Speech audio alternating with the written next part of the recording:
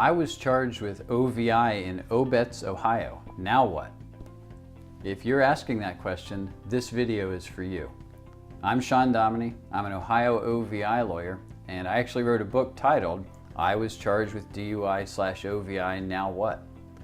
As the subtitle to the book indicates, there is a lot to know before you go to court and even before hiring a lawyer for an O.V.I. case. For an O.V.I. case in Obetz, this video is a good place to start. What you should know is there are 3 questions you need to answer before your first court appearance.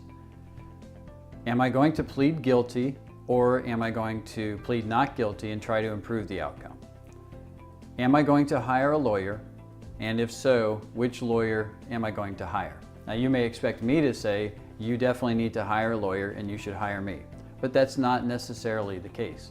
I think that the first question is more critical to answer because there's some urgency to it and it will help you answer the other 2 questions. There's some urgency to it because when you go to court for the first time, you're going to be asked to plead guilty or not guilty. There's probably not going to be negotiating or plea bargaining, so those will be your options. And in order for you to make an informed decision at that point, there's some information you want to have going in. You'll want to know what will be the sentence if I do plead guilty? What will be the collateral consequences of an O.V.I. conviction that may stick with me for the rest of my life? If I plead not guilty, what's the court process going to be? How does the prosecutor try to prove my guilt? How is evidence used? How do I introduce my own evidence or present my own defense? And what's the likelihood that I may achieve my goal of possibly avoiding an O.V.I. conviction? Now, to help you learn more about those topics and answer those questions, I've created a series of videos. Those videos are on my YouTube channel and they're also on my website. And also on my website, dominylaw.com, there are dozens of pages of written information about O.V.I. topics. Finally, on the website is the book that I mentioned earlier, and that book can be downloaded from the website for free.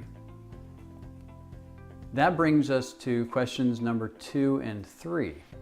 And actually, the downloadable book is broken into 4 parts, and the 4th part is all about answering questions 2 and 3. First, it will give you a framework for deciding whether or not you want to hire a lawyer.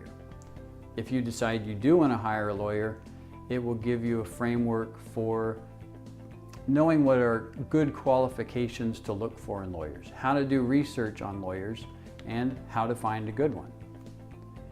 There is a lot to know about O.V.I. cases, and I know that can be overwhelming, but the information is available and you can educate yourself before you go to court and before you hire a lawyer. As you do that, I hope that you use these resources that I've mentioned, and I hope that you find these resources are helpful.